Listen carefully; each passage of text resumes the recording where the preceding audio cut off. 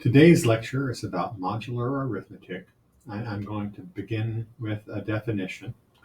Going to define what the word divides means in a mathematical context. So let's let a and b be integers.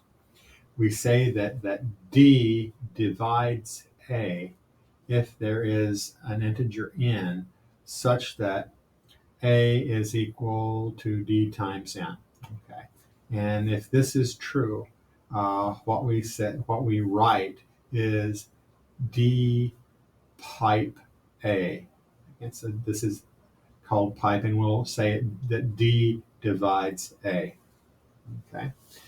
I'm going to state a theorem here, and this, even though this is not a theorem proof course, I'm going to put this in the form of a theorem, just basically telling you some things that are true.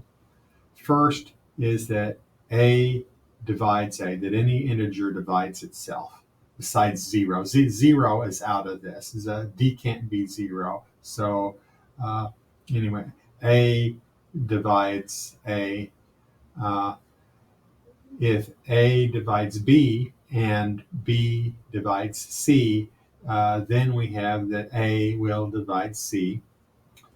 And if a divides b, then a will certainly divide b times c.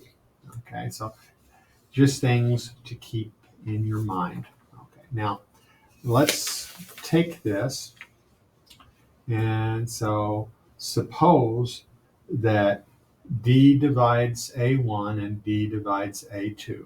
Okay, so this means that a1 is equal to d times some n1, and a2 is equal to d times some n2. So if I take a1 plus a2, that's d times n1 plus d times n2. That will be d times n1 plus n2. And so what I've shown here is that d will divide a1 plus a2. So if a divides a1 and a divides a2, then d divides a1 plus a2.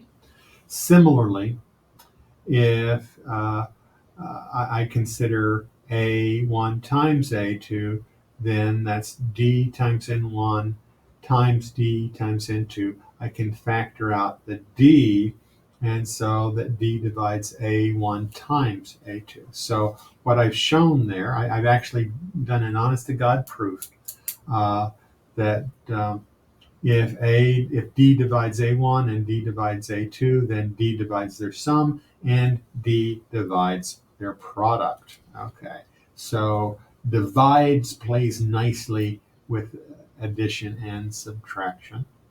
Okay. Now we're talking about divides because, okay, my paper is stuck together. I live in hell. My paper is stuck together. Okay. I want to now define something called equivalence modulo d. And modulo is one of those English words that just makes you want to slap whoever says it. It makes you sound pompous, but here you go, learning how to sound pompous.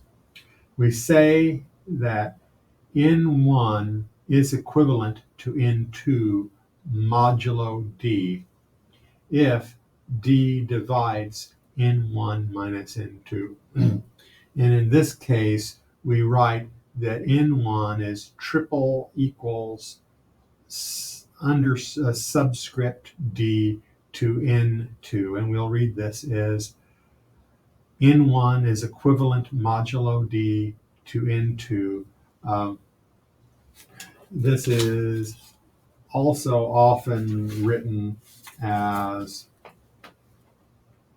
N1 is equal to N2 mod D.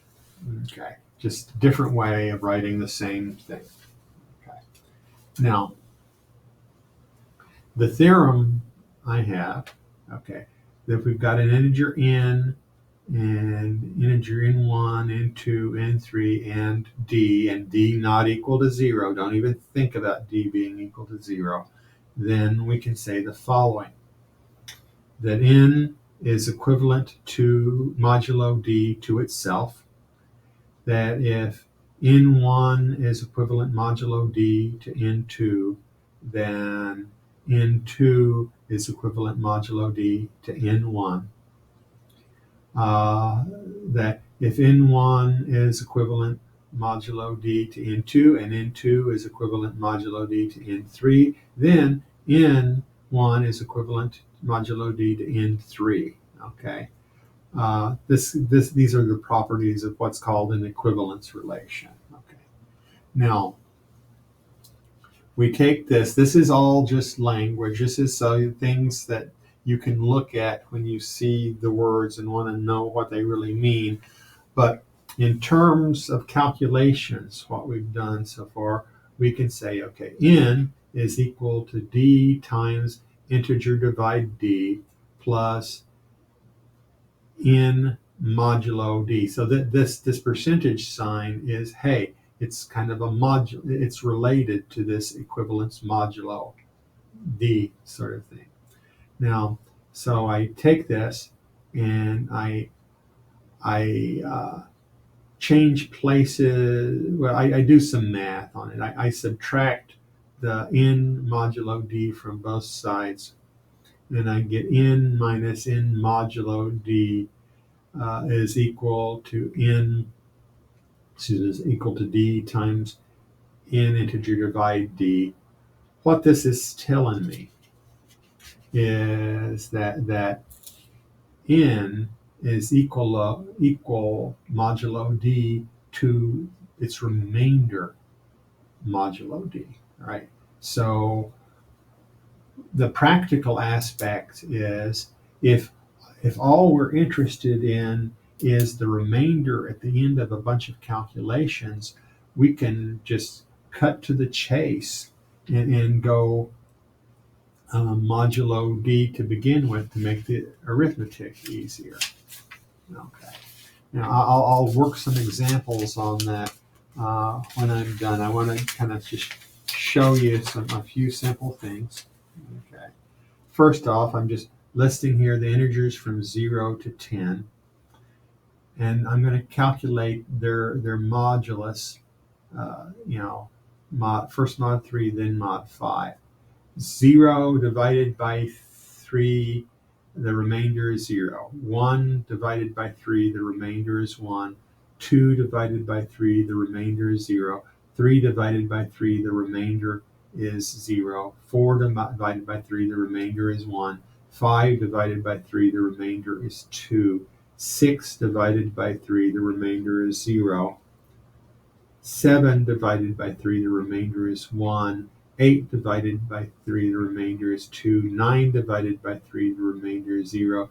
10 divided by 3, the remainder is 1. So basically, if we take these in the order, okay, with the 3, we go 0, 1, 2, 0, 1, 2, 0, 1, 2. It's like a little dance going on.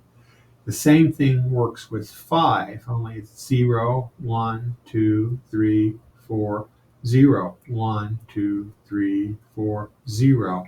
So it's like we have put these numbers on the face of a clock. Okay.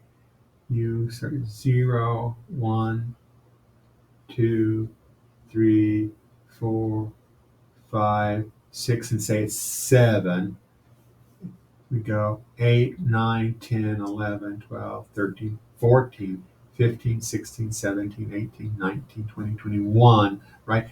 If I divide by any number, okay, I say I'm dividing by 6. If I go 0, 1, 2, 3, 4, 5, 6, 7, 8, 9, 10, 11, 12, and the remainders go like that. Okay. Now, I do the arithmetic. If I go 8 plus 8, that's 16. If I look at 16 modulo 3, that's 1. Okay. Now what if I reduce 8 modulo 3? That's 2. Then 8 plus 8 is equal modulo 3 to 2 plus 2, which is equal modulo 3 to 4, which is equal modulo 3 to 1. Okay. I can work the same with 5. I go 8 is equivalent modulo 5 to 3. 8 plus 8 is equal modulo 5 to 3 plus 3 is equal modulo 5 to 6 is equal to 1. Or I could go 8 plus 8 is 16, which is equal modulo 5 to 1. Again, when we go down, when we take the remainder early, it saves us a lot of arithmetic. Okay. Now that's the end of the lecture. I'm on a separate video. I'm going to show you some examples. So hold on.